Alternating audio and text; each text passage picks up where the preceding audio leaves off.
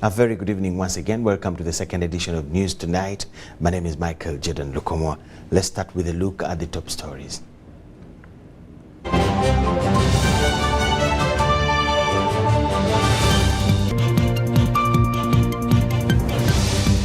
Commitment to support the oil and gas sector.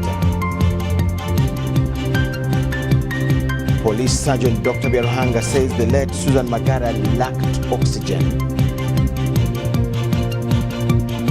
Parliament pays tribute to icon Joyce Mpanga,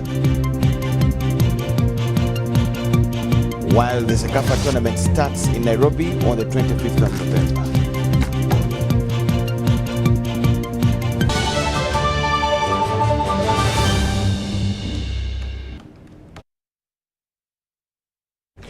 Thank you so much for joining in. It's me, Michael Jordan Lukomo. Elizabeth Nakakoni joins us for sign language interpretation.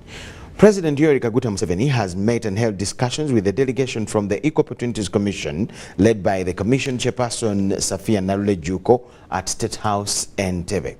During the meeting, the delegation presented an annual report on the state of equal opportunities in Uganda 2021-22, 2022-23 in accordance with the Section 24 of the Equ Opportunities Commission Act and in line with the Article 32 of the Constitution of Uganda. President Museveni commended the Commission for a good report but urged them to always emphasize crucial areas such as ensuring peace and security in Uganda, explaining that if the country has no security, the marginalized groups suffer even more because the rich people can go out of the country and then come back when things are back to normal. On behalf of the Commission, Ms. Narule expressed gratitude to President Museveni for appointing them to head the Equ Opportunities Commission. The Commission is a statutory body established by an Act of Parliament to effectuate Article 32 Clause 3 and Article 32 Clause 4 of the Constitution of Uganda.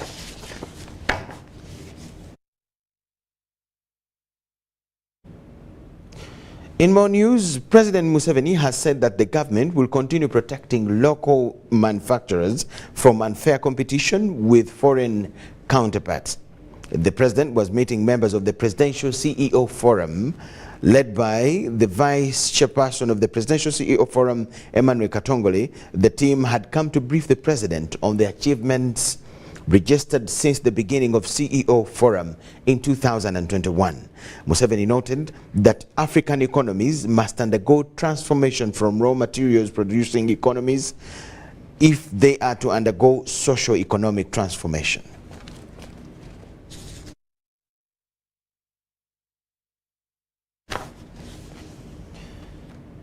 The 8th edition of the Uganda International Oil and Gas Summit has opened in Kampala with over 175 delegates attending. Prime Minister Robin Anabanja represented President Museveni as chief guest, as we see in this report. A total of 16 countries are participating in this international summit taking place at Serena Hotel in Kampala.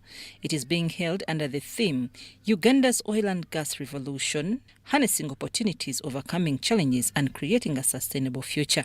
In a speech read for him by the Prime Minister, President Museveni said the projected investment and jobs for Ugandans are being realized. Energy is a matter of human survival. In fact, you cannot have a meaningful discourse on development without underlying the importance of energy, because when people are poor, they are a threat to the environment. On the other hand, when the people are empowered socio-economically, they are able to afford cleaner sources of energy like LPG and electricity, thereby preserving the environment. So, to safeguard our environment, there is need to assist our people to get out of poverty, and one of the surest ways of achieving this is by supporting industrialization, which requires adequate energy. This summit gives Uganda a chance to share experiences with other oil sector players to enable the country begin oil production on a strong foundation. recent projections show a continued increase in the demand for petroleum in the near and medium term. Besides, we also know that apart from the transportation sector, there are several other uses of petroleum resources, including fuel oils for heating and electricity generation, asphalt and road oil, and feedstocks for making chemicals, plastics, fertilizers, pharmaceuticals, explosives, synthetic materials, among others. The Minister for Energy and Mineral Development, Ruth Nankabira, said partnership between government and oil companies has enabled infrastructure development such as roads and refineries. Uganda's oil and gas story has been a very interesting one, driven by commitment and value maximization. For some time now, we have been working patiently, but in a focused manner, under the guidance of His Excellency the President of Uganda, General Dr. Yoweri Kaguta Museveni Tibuhaburwa, to ensure that we sustainably explore and exploit our oil and gas resources. She said Uganda's transition into oil production should be judged fairly and not compared with already established sector players. But all the policies that support oil and gas have been passed in the required time frame, and I'm very, very appreciative. The presentations and discussions during the course of this conference, Right Honourable, will showcase the progress that has been registered since the discovery of commercial quantities of oil and gas in 2006. She pledged government's commitment to continue supporting the oil and gas sector. I'm Nafka Farida, reporting.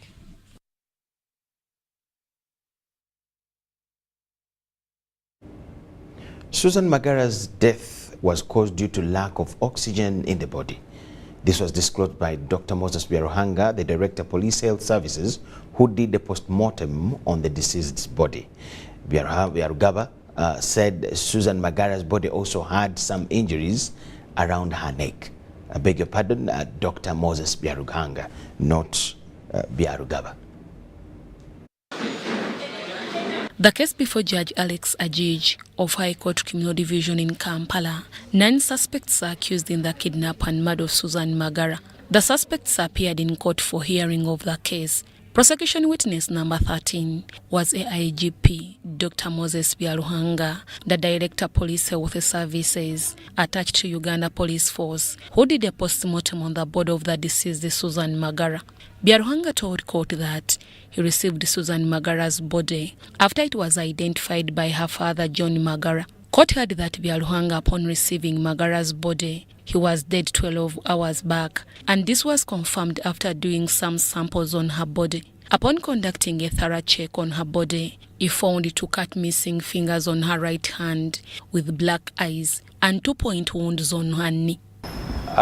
We noticed that there were contused, there were some injuries of the neck muscles.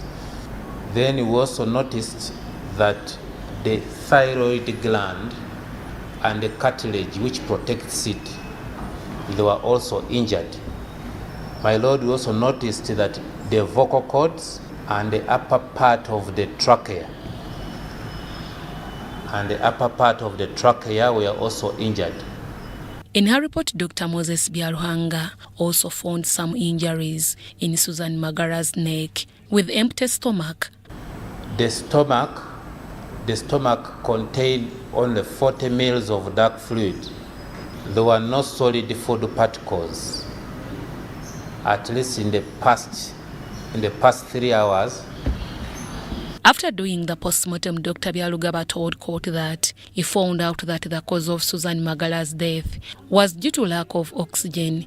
My lord, we put the cause of death as asphyxia. Asphyxia means lack of oxygen following following manual strangulation. Dr. Byaruhanga also took some samples for the laboratory, which he handed over to Dr. Musa Kalungi, a government analytical laboratory analyst, for further review. My lord, we took off some samples. We took off fingernail clippings, one blood swab, and 4 vaginal swabs for DNA profiling. Prosecution also presented to court some of the photos showing the body of the deceased Susan Magara. Defense cross-examined the witness. Court was adjourned to 11th December 2023, when prosecution will bring Dr. Musa Kalungi, who did further medical examination to the deceased Susan Magara. The 9 accused persons have been remanded to Luzira Government Prison. Deborah Namamonde, UBC News. High Court in Mukono has sentenced Dr. Matthew Cho to 30 years of imprisonment after finding him guilty of murdering his wife, Desire Mirembe. Judge Henry Kawesa was the presiding judge in the matter. Matthew Cho was arrested in Nairobi by Interpol Kenya on 12th September 2023 and extradited to Uganda the following day. Matthew Cho, who was convicted last year of murdering his girlfriend, Desire Mirembe, a 19-year-old undergraduate at Makerere University School of Medicine, Tuesday appeared at Mukono High Court before Judge Henry Kawesa for sentence. Prosecution led by Happiness Ainebiona asked court to give Dr. Cho a deterrent sentence for murdering Desire Mirembe, who was in her useful age to her parents. However, the prayers were objected by Chirabo's lawyer Henry Kunya, who asked court to give her a lenient sentence since the convict is a first-time offender. Noting that this, at least from what we've been able to read, this was a case which fundamentally hinged on circumstantial death. Merits of the prostitution case submit that passing such a sentence would be very unfair, very unfortunate. Judge Henry Kawesa, after listening to both sides' submissions, sentenced Dr. Matthew Cho to 30 years imprisonment. That passing a custodial sentence against the convict would suffice this result. The need for deterrence so that we do not get these types of offenses again, and the need for reforming the convict and to rehabilitate him, following the guidance of the case of Mugaragera versus Uganda, I do consider that a custodial sentence of 30 years will be sufficient for the above results to be meted out. Judge Kawesa based his judgment, being that Dr. Cho is a first-time offender. With the above authorities and the law and facts before me, I do find that the mitigating factors which have been laid before court move this particular sentence away from the death penalty, because it has been shown that the convict is a first offender. It has also been shown that he is a father. Dr. Cho, before sentence, expressed condolences towards the family of Desire Mirembe. You are tortured, you are beaten, so that you express what you're being told to say.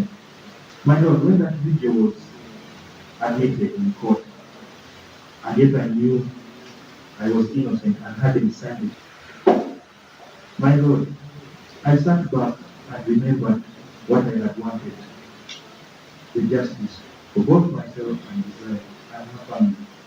Among those who attended court was Frank Gashumba, who was not happy with the court's decision. Tujja kwebaza mwe ba media omulimu gwe mukoze emyaka 8 tikibadde byangu omusango guluddewo ebbanga ddene ne mukoze omulimu gw'amaanyi nnyo okubeera nga omusango guno gubadde mu prime light. Mbebaza nnyo, mwebale nnyo, mwebalire ddala. Titulina kinene kyakuzza naye katuwummule naffe tusobole okukola ku bintu ebirala na ebbanga libadde ddene ery'emyaka 8.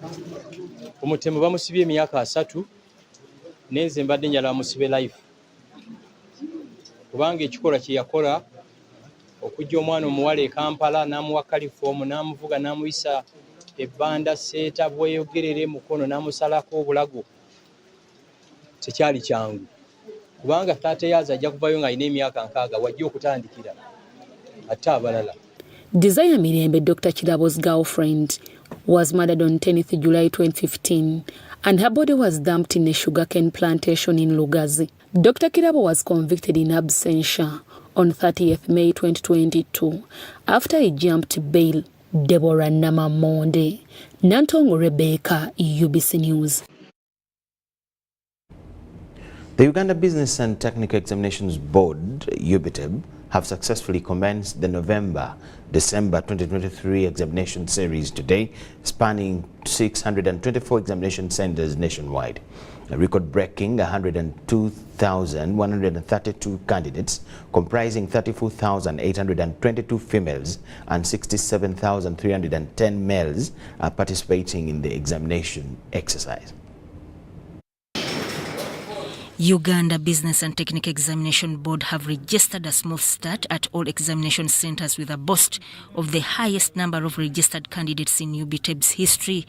The Principal Communications Officer UBTEB, Naras Kambaho, says adequate preparations were made to ensure the smooth administration of examinations. One of our rules say that if a student is caught in an examination hall with unauthorized materials, and the board is convinced after interrogating the candidate, is convinced that the candidate who committed the crime, the results of that semester or the term are cancelled. If a student has done minor crimes like writing on a question paper or consulting a colleague without going through the supervisor, those ones get caution. If you appear in a malpractice more than twice, then at the third time, were disqualified from sitting our national examinations. So, in adherence to UBTEB's examination and assessment guidelines, all examination materials were successfully delivered to storage facilities across the country with the assistance of the Uganda Police. Narasi Kambaho commended the heads of centers for their coordination and the establishment of examination task forces, ensuring the prevention of any malpractices. At the board, we proposed heads of centers to put in place task forces in charge of examinations. We said that these centers should take responsibility to give us candidates who have been checked, to make sure that some of these students are prepared in advance to avert any occurrence of examination malpractice. Principal Vision for Africa International Christian College, Mukono, Mary Nabuma, highlighted the need for youth to attain demand-driven skills. So we are very glad because of this modular system, because it equips them with knowledge and skills at the same time. So we are very glad that we have had this opportunity to train the children of the next generation and to equip the world with very good products. And we thank UBTEB for the efforts. To the students, attaining demand-driven skills is a score of government. The challenge is about expensive tools and machines, because we study many things, but it's due to expensive machines. Some of them we don't have them, and we study them, but we don't do them practically because they are very, very expensive. Sudat Kaye and Henry Muganga, UBC News. Members of the Central Committee of the Muhoozi Kainerugaba movement have lodged in a demand to the National Unity President, Robert Kyagulanyi Ssentamu, asking him to make a public apology over accusations that they colluded with the Kyabazinga to turn him away from the just concluded Busoga royal wedding. The team also appealed to Kyagulanyi that he stops politics of malice and sabotage, but other trail politics of ideology. The days after the Busoga royal wedding, the rival MK team and National Unity Platform political party are back to it, with the MK team now accusing NUP party president Robert Kyagulanyi Ssentamu of framing the senior presidential advisor on special operations, General Muhoozi Kainerugaba, and President Yoweri Museveni of influencing the organizers of the royal wedding to turn him away from attending the wedding. era buli muntu yafuna kaadi oba tiyafuna kaadi emikolo gyali mingi. As MK movement, we want to categorically clarify this and distance ourselves from those baseless claims. General Mose was not responsible whatsoever. He wasn't in charge of issuing cards. However, the MK team is not taking Chagulanyi's assertions lightly. We know that Ugandans have long moved away from the politics of blackmail, idle talk, and theatre. We would like to request our brother, the leader of the National Unity Platform, stop the politics of name-calling, insults, and telling lies about people who seemingly disagree with his political views. While addressing the media at Sheraton Hotel Gardens in Kampala, the MK team alleged that on several occasions, Chagulanyi has peddled hate speech against his opponents. They started with attacking the Cathedral of Buganda and the Nabagereka, accusing them of deliberately refusing to take His Highness the Kabaka of Buganda for treatment. They went on and demonstrated in the US, where the former Speaker of Parliament of Uganda had been thrown out for treatment. They have now resorted to insulting His Highness the Chabazinga and the people of Busoga. Amidst the counter and encounter accusations from both sides, the MK team is now demanding for a public apology from NUP President Robert Chagulanyi, not only to the Senior Presidential Advisor General Hoskan Elgaba, but to the King of Busoga, William Gawula Diop IV. The MK movement therefore condemns this act and in the strongest terms possible and asks Honorable Chagulanyi Sentam to apologize to the people of Busoga, friends of Busoga, His Royal Highness the Chabazinga, and Inebantu. The MK team also warned members of the public misusing the portraits of their team leader, General Hoskan Elgaba, to stop it immediately. Please do not fight or abuse those who don't support us. Rather, we talk to them and we win their hearts to MK movement. Robert Onyango and Sharon Chomugisha for UBC News. Nativo Blue Primary School has received a boost of 500 million shillings to enhance the construction of classrooms in response to the growing number of students in the school. This development transpired through the signing of a memorandum of understanding between the school and the government of Japan. The ceremony was attended by Minister for Kampala, Hajat Minsa Kabanda, and officials from KCCA held in Kampala. The Minister of Kampala, Hajat Minsa Kabanda, and officials from Kampala Capital City Authority witnessed the signing of a memorandum of understanding between Nativo Blue Primary School and the Japanese government. Minister of Kampala, Hajat Minsa Kabanda, commended the Japanese government and assured them of the judicious use of the 500 million shillings, especially considering the dense population of the school. And I have to give this report to the Minister of Education. As the Minister for Kampala, yes, I have to write to her, inform her that Japanese embassy have given us this, and she has to at least to write an appreciation letter to you to thank you, because this thing you are doing it on behalf of Uganda, not on the Minister of Education, on behalf of Uganda, because that is the permanent building which are going to put on site. Because don't think we are going to say, okay, the maintenance fee, the what, but we are going to maintain it as we're supposed to do. The head teacher of Nativo Blue Primary School, Agnes Mugisha, stated that the construction will align with the concept of a smart city. And children are very congested, and it's going to decongest. And I know it is also adding value to the school. In our school, we are doing everything in line with the smart city.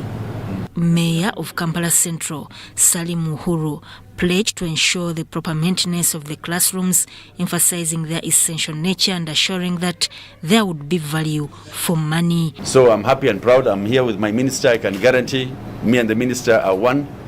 The committee were all one, and we're all trying to see that project commences as soon as yesterday.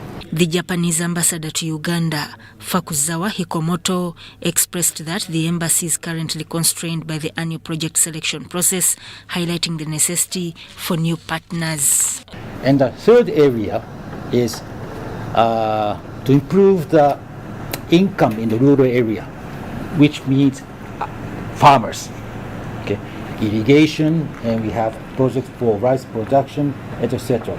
I understand 70% of Uganda are farmers. The construction of classrooms is expected to last for a year. Sudat Kaye, UBC News. Joint medical stores have donated 2 universal anesthesia machines worth 200 million shillings to Soroti Regional Referral Hospital. While receiving the donation, the hospital director, Dr. Joseph Epodoi, commended Joint Medical Stores and noted that the hospital's surgical ward has been operating on a machine of the kind that was donated by the same entity 9 years ago. Soroti Regional Referral Hospital Surgical Ward has been using one anesthesia machine, which according to the hospital director, Dr. Joseph Opodoi, is not sufficient due to increasing numbers of patients. We really have challenges, and these machines will come handy. In a year, we normally do about 1,500 major surgeries and almost nearly 10,000 minor operations. So you can see in this setting, such a volume of patients is quite high. Joint Medical Stores has donated 2 universal anesthesia machines worth 200 million Ugandan shillings. Joint Medical Stores Technical Director Dr. Emmanuel Hegenyi handed over the equipment to the hospital director Dr. Joseph Opodoi and said the donation will support Ugandans seeking surgical services at this facility. Most of these cases of surgery are emergencies. So when the machine is not available, it means the patient will go without intervention. And most of the time, 2 things can happen. One is that they can have irreversible injury, irreversible damage. And the second one is that they may die, unfortunately. What we are talking about here is to prevent death, prevent irreversible damage through this machine. The oxygen plants are not working all the time. Sometimes they are broken down and yet you need to operate. So when you have a universal anesthetic machine, that will be handy. Power supply is a very big problem in Soroti. Sometimes we have had doctors using mobile phone torches. So when you have a universal machine which has its backup power, that's also a plus. Okochiki Samuel, the anesthetic officer at Soroti Regional Referral Hospital, explained the efficiency of the new machines. Receiving this new equipment, which is called a universal anesthesia machine, that we have not been having them here. These ones are very new ones. So the one that we have been using here is currently not functional. We have only one which is there, that's what we're using. But today we have received a new one. So these machines are very, very, very good. They actually can say they are living human beings.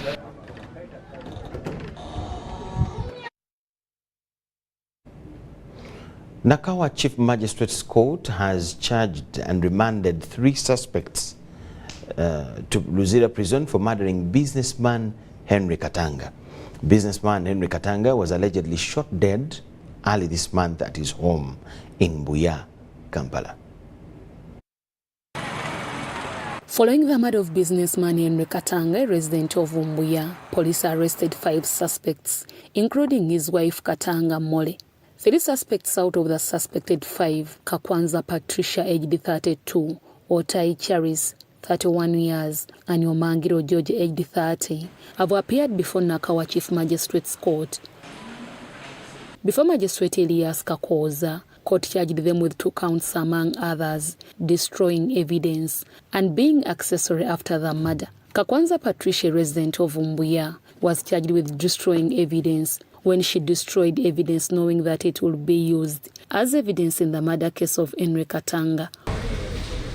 Otai Charis and Yomongwen were charged with receiving people knowing that they were liable of an offense in order to enable them to escape punishment. Since the offenses were capital in nature, the accused were not allowed to take plea. Prosecution led by Doreen Alima told court that inquiries are still ongoing. Since Nkwanzi Martha Katanga and Katanga Mole, wife to the deceased Henry Katanga, were not in court, court issued a criminal summons against them. Katanga Mole will be charged with murder of his husband, Henry Katanga. Magistrate Elias Kakoza adjourned the case to 4th December 2023 for mention. Lawyer Edison Kaluhanga is counsel to the accused. Businessman Henry Katanga was shot dead on 2nd November 2023 at Mbuya Chwatu Lord, Nakawa Division, Kampala District. Deborah Namamonde, UBC News. A Swedish agroforestry organization has embarked on greening Uganda, starting with Masaka, Mpigi, Wakiso and Kotido districts. The country manager of the agroforestry organization, Elizabeth Mwiyeria, told UBC that the key area is creating awareness on afforestation.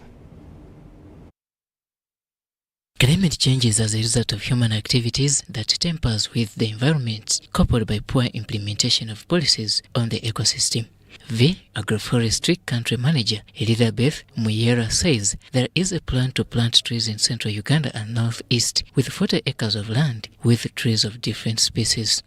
We have a new program that we're implementing called Asilibi, and in this particular program we have the ambition to work with in the drier areas, so the arid and the semi-arid lands, and as such in Uganda we have taken up the challenge to extend our work to West Nile, Northern Uganda, Karamoja region, Teso region, and some parts of the eastern region. The Executive Director, Agro-Tourism Uganda Association, Joseph Tarema, said that they are distributing tree seedlings to the people of Kotido with a target of over 1 million trees to the farmers in the district. We recognize the massive loss of biodiversity, the land degradation, and the multiple vulnerabilities that the communities in these areas are facing. We are working through member-based organizations, supporting them on organization development so that they're able to support their members to be able to be resilient. The Program Officer, Environment, Climate Change, Resilience and Food Security, Michael Ariabit, noted that in the last 20 years, very many farmers in the central region have been sensitized on this conservation. That they become strength through internal control, through accountability, and building their capacity on the technical areas, especially on the key areas on mitigating climate change. Coordinator of Wakiso District Farmers Association, Kintu Herbert, says so far there has been an improvement on the green cover with at least 60% of the agricultural land under sustainable agriculture. 600,000 tree seedlings have been planted among our smallholder farmers in Wakiso district. This has somehow improved the climate, the way our farmers do their farming, how to handle and manage the crops and animals that these farmers are managing.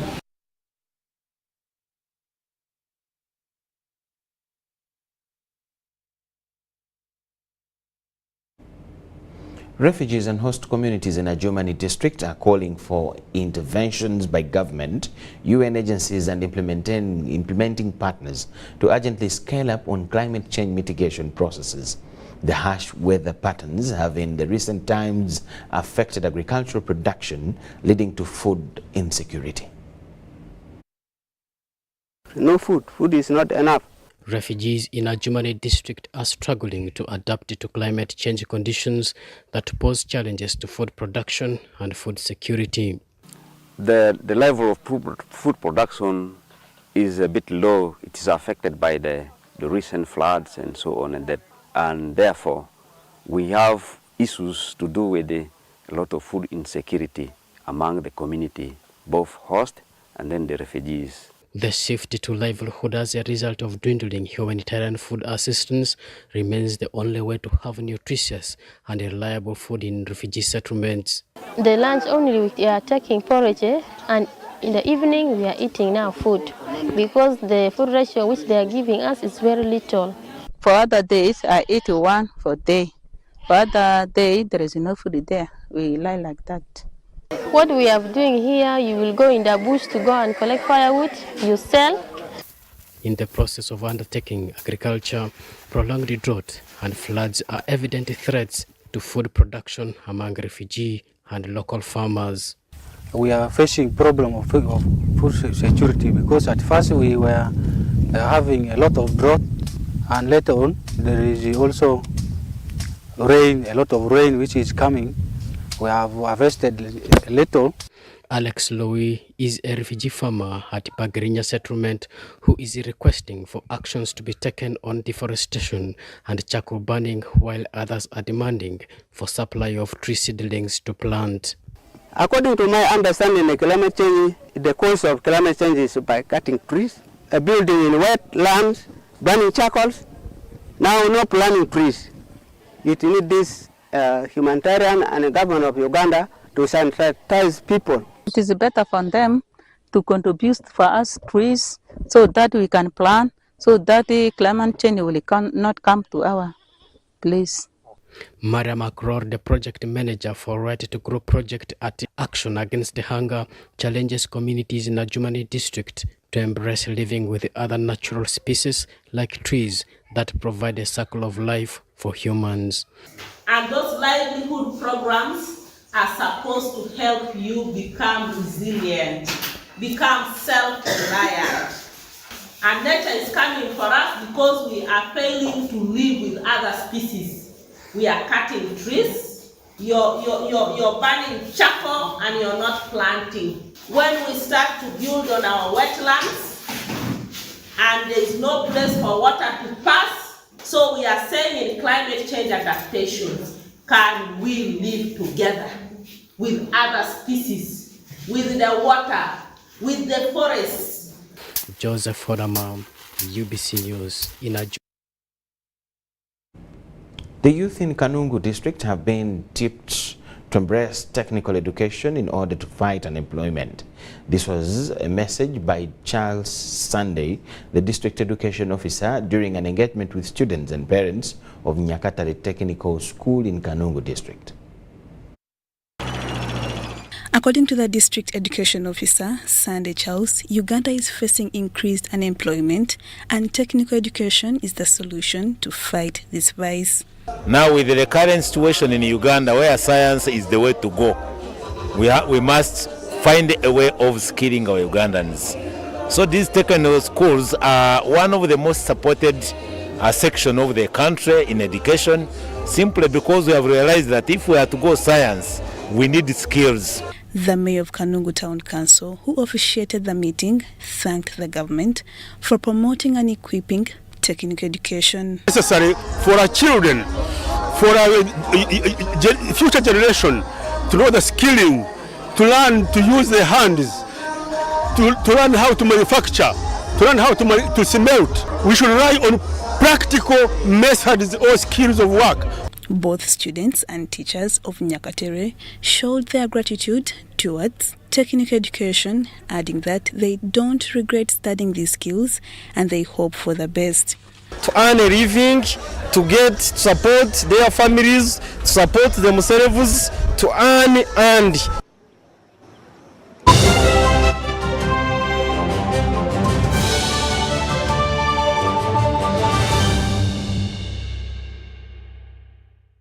From foundations to homes, to skyscrapers, sketches to superhighways, come meet the people raising the bar in construction at the first ever Uganda Construction and Infrastructure Forum and Exhibition.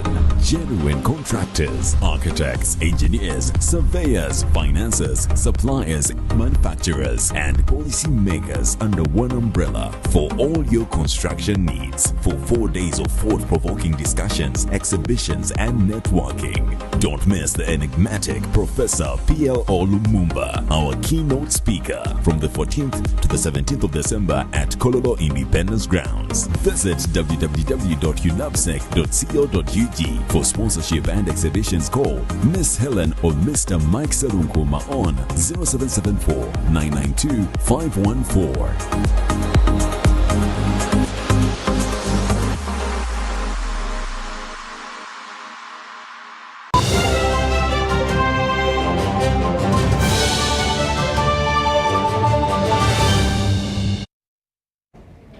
UBC Business News tonight. The Africa Airlines Association Annual General Assembly has concluded with a call to African governments to eliminate travel restrictions to unlock the continent's full air travel potential. Held over 2 days in Munyonyo, the conference brought together aviation industry leaders from across Africa to deliberate on strategies that aim at strengthening the sector. Samuel Sendono has the details. There you go. The African Airlines Association Annual General Assembly has closed with airline professionals, reassuring members of the need to collaborate and eliminate the numerous trade and travel barriers if the continent is to develop. If I've loved your country, you've told me good things about your country, if getting a visa is hard, I will choose a destination which gives me easy ways of getting a visa. Then two, I will also think, if I am going to Nigeria and I have to go through Morocco, spend so many hours before I reach Lagos, I will consider probably another destination. So as African Airlines, we have to be thinking about that very, very critically. Before handing over the AFRA presidency, Uganda Airlines CEO Jennifer Wontoraki enumerated on the strides achieved during her reign. And another area that AFRA worked with us strongly was on blocked funds. As an airline, we also do have some block funds in different areas. So AFRA came on board with Uganda Airlines and also invited other airlines and took the conversation to the governments. And that was a very, very positive thing because we had AFRA backing us as the body. And there was a lot of feedback that came from this particular country. And most of us have seen our money begin to come out. This inability to repatriate revenue generated from ticket sales and cargo is also work carried over by the AFRA Secretariat. We have requested appointment in Nigeria because there are a lot of blocked funds there, and also in Malawi. And also we try to work with IATA. The issue of blackout fund is not really simple because the problem is that in states there is a lack of currency. So in such situation, government need to prioritize. So we want them to put aviation sector as a priority. The conference also addressed the emerging regulations in the airline industry related to sustainability, with a particular focus on the adoption of sustainable aviation fuel. Airlines were urged to prepare for the transition to sustainable aviation fuel, which is expected to play a significant role in reducing the aviation industry's environmental footprint. The mantle of presidency has been passed on from Uganda to Egypt, and there are hopes that the incoming Egyptian presidency will carry forward the momentum generated by the conference, advocating for unrestricted air travel, sustainable aviation practices, and a thriving Africa air travel industry. Samuel Sendono, UBC News. The 4-day Circular Economy Annual Conference hosted in Nairobi has paid attention to how African countries must work together to address the challenges coming along with environmental degradation, focusing on recycling of plastics.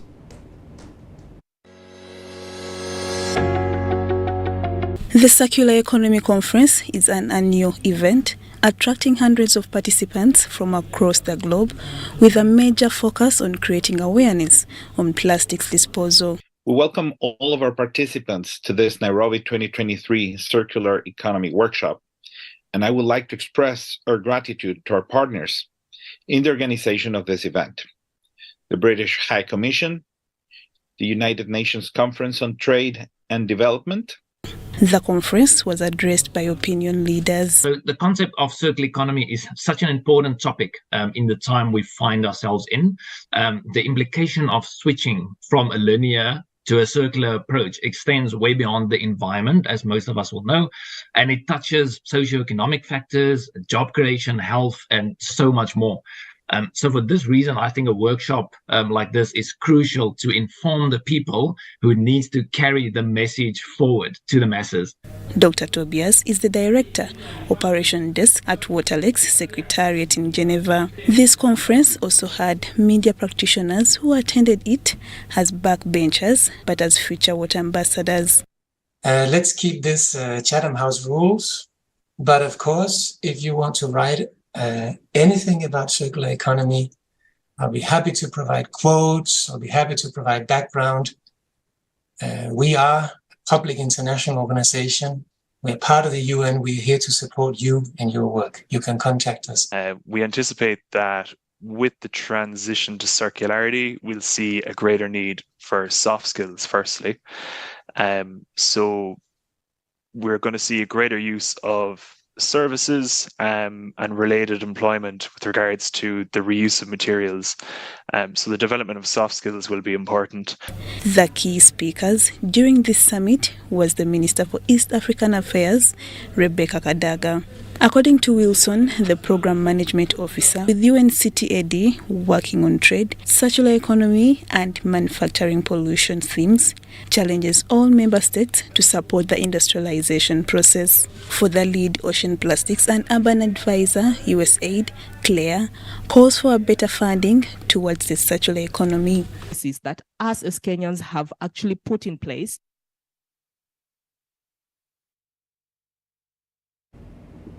Toro Kingdom will unveil a short documentary, The King Oyo Royal Rwenzori Mountain Expedition, on Friday. This will be on Friday, November 24th, 2023. In a press conference, Honorable Joan Kandu Adieri, the Minister for Tourism in Toro Kingdom, stated that this expedition signifies a collective commitment to safeguard the unparalleled biodiversity of the Rwenzori Mountains while showcasing its potential as a premier ecotourism destination.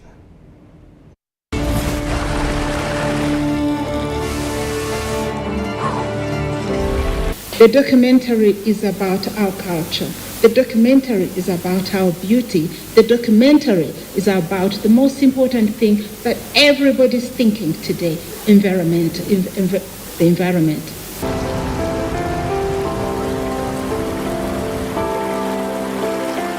Our environment is very, people are talking about it, people are dreaming about it, people are dancing about it, but hey, our king decided to take the action. And the action was to climb Rwenzori Mountains.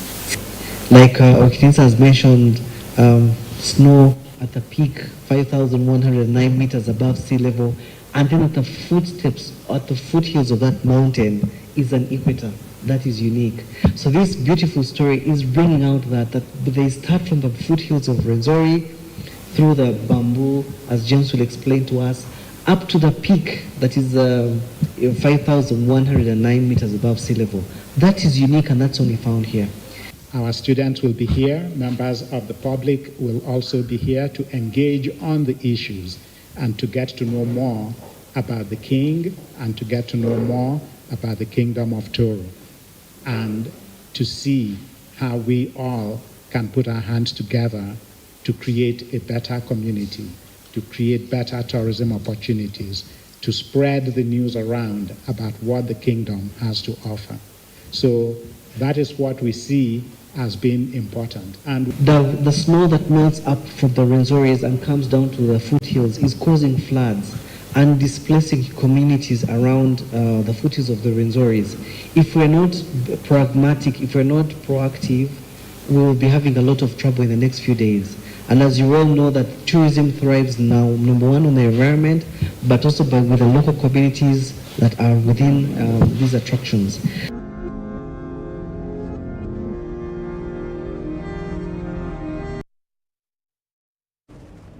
State Minister for Health in charge of primary health care, Margaret Muhanga, has reaffirmed the commitment of her ministry towards ensuring that the proposed National Health Insurance Scheme sees the light of the day.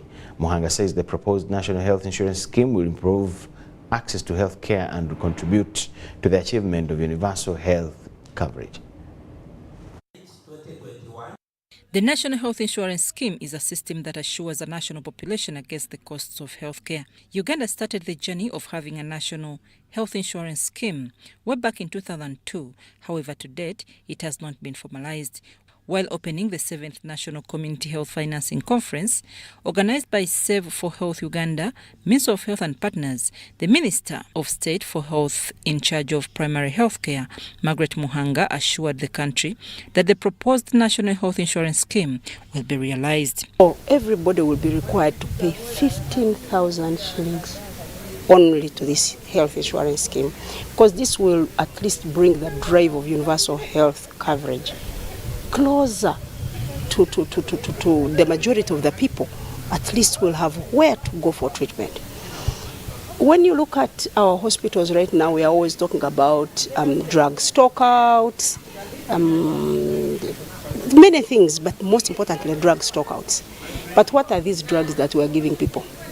Most of the diseases we are treating here, 75% of them are preventable.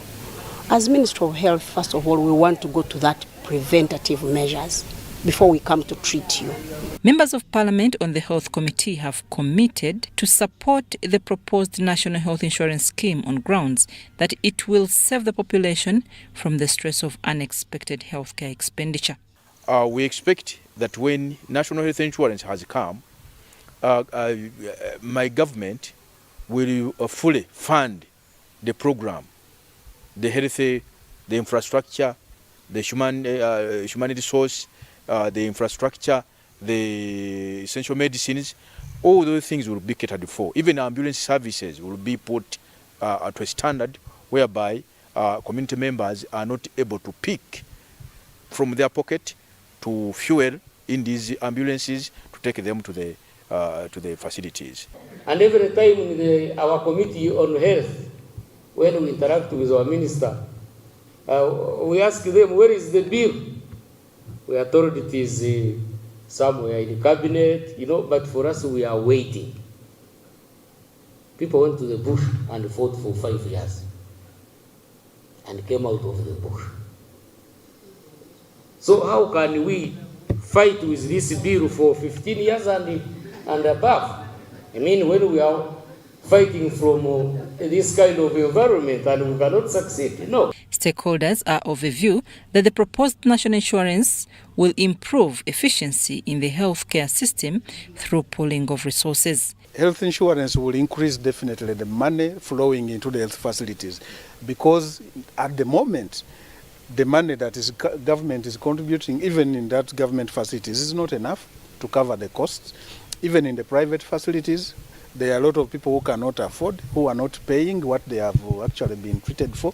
So there is a lot of money that is not coming into the scheme, into the health facility, into the system. So the scheme will generally increase the money flowing into the system, and that will guarantee now investment into quality, and then we shall see a health system that is improving.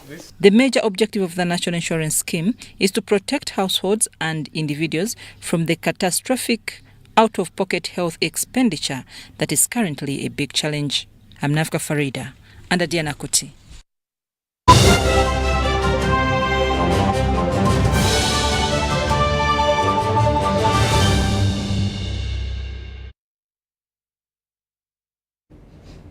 The cricket cranes will start their 2022-23 ICC Men's T20 World Cup Africa Qualifier final campaign tomorrow, the 22nd of November 2023, with a game against neighbors Tanzania as they compete for a slot in the 2024 ICC Men's T20 World Cup.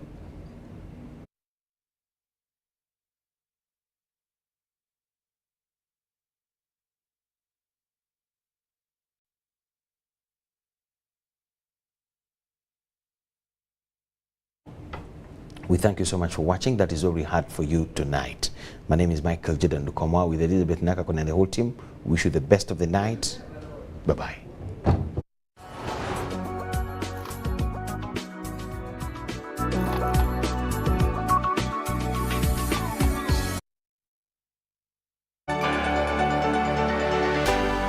UBC, inspiring Uganda.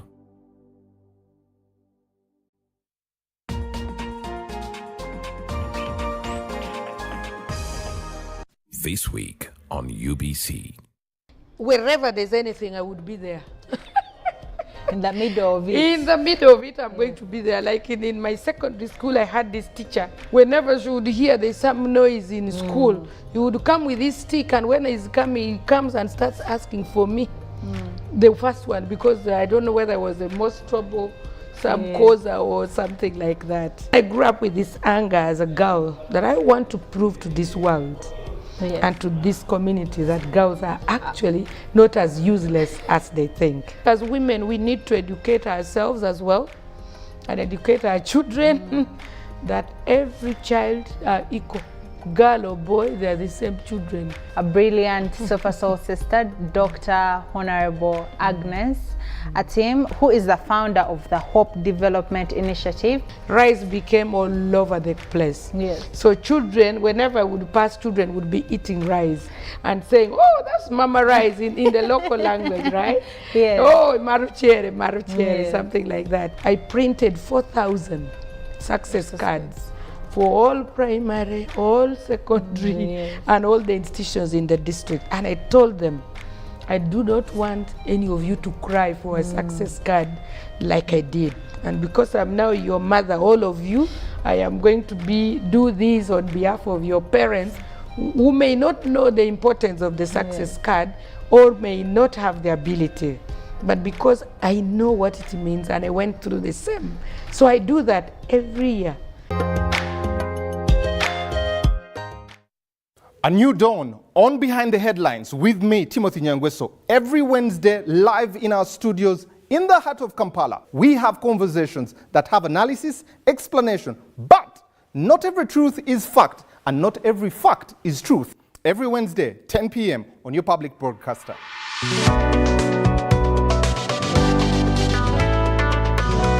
All on your public broadcaster, UBC, inspiring Uganda.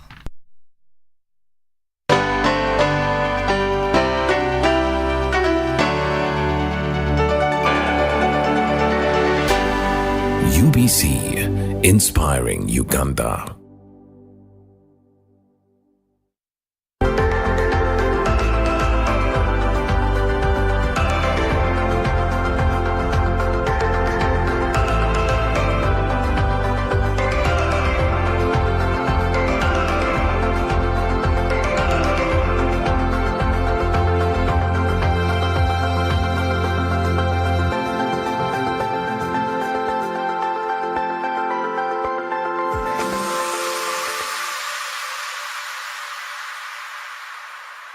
Boy Uplifting Program has been one of the biggest roadmaps for Rotary 913 this year. And the District Governor, Edward Kakembo Nsubuga, has decided to uplift the boy. We are in Kalasa today to see what the Rotary Club of Kampala Sunrise is doing for the Boy Uplifting Project. Welcome to the Rotary Moment Show.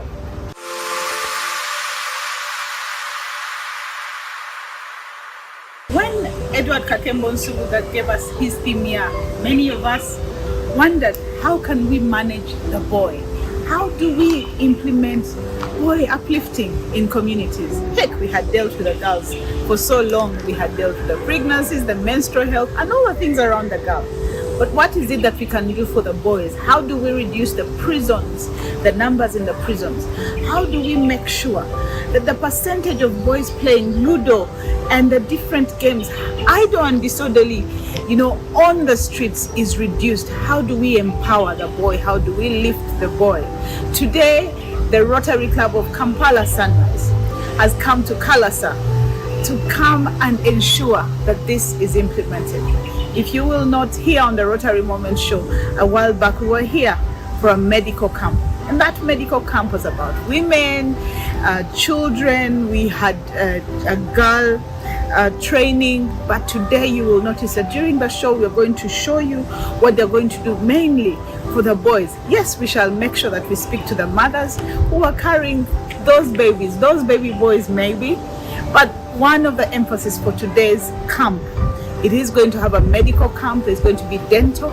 One of the things that is very, very important is to speak to the young men of this sub-parish of Kalasa, to make sure that we understand who they are, to make sure that they know that we are here as Rotary to handle the boy. Kampala Sunrise, kudos for bringing this down to the community. This is one of the examples of many of the projects that have happened throughout the district. The 1,200 Rotary clubs that we have are implementing a boy-child uplifting project as we speak. We are here to showcase what that is. You will notice there's been, in the program, they're going to speak to boys between the ages of 6 to 12, and then we shall also have a segment where we have 13 to anything above that, 18, 20-year-olds. And all of them, the discussions are different. The young boys are being told how they're going to mature. But that older ones are told how to prevent jail, how to make sure that they are able to provide for their families and to get skill. Today's show is very important to me because I'm a mother of boys. And like you, any parent who has a boy in your house, put them onto that screen and let them watch what Rotary is doing for the boys. But even you as a parent, how do we uplift our boys? The Rotary Moment Show is here to showcase that.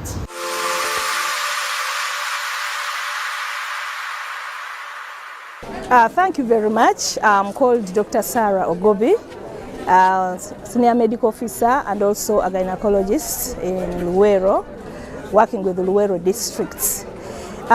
First of all, I want to welcome you so much to this area, the Rotary Club Sunrise Kampala. I want to welcome you to Makulubita and to thank you so much for considering our area and for the services that you've brought in our area. I want to tell you the services that you've brought are services that are actually timely because people in this area needed a lot of services that they cannot, they are unable to get at the health center. The most challenging issue in this district is about maternal health. We have so many issues of maternal health. We do a lot of referrals to other hospitals of most of these mothers because of such conditions like PPH, conditions like malaria in pregnancy. Those are some of the common conditions, and yet we have a lot of challenges as far as managing them is concerned. First of all, we have an issue with understaffing. We are, yes, doctors here, but we are few in number. We still need a boost as far as doctors are concerned so that we can make our theaters fully functional. We also have a challenge of drugs, especially the ones that are used for managing these emergencies like PPH and other conditions like hypertension in pregnancy. So those are some of the cases we still need to be supported in provision of drugs. And as far as drugs are concerned, we also get a lot of stockouts. There are some drugs that we get and they get out of stock very quickly before fulfilling our demands. So the other issues that we have are on the side of the mothers. Most of them don't want to utilize our facilities because of some personal reasons. Others say the distances from their homes to the facilities are long, and others do not want to come because they think when they come they will not find like any drugs. They also have challenges with the transport. If we could have ambulances that could help us in ferrying them from their homes to the facility, that would also add a lot of value to the management of mothers in this district. What is the admission rate of your hospital? And you said about the staffing, like how many are you having in relation to the... Yeah, we have the staffing norm that we have currently is the old staffing norm. And they are preparing to use a new staffing norm. So as far as my health center where I am is concerned, we are around about 96% staffed, but we are actually missing the critical staff. The 96 is there for the other staff, but the critical staff that we need in the management of mothers is the one that misses. We don't have anesthetic officers enough, like we're supposed to have 3 of them, but we have only 1. And the number of doctors are also not enough. So like we have 2 doctors at that facility, and these are the doctors that are supposed to work both day and night, which is not very, very practical. So there is that challenge of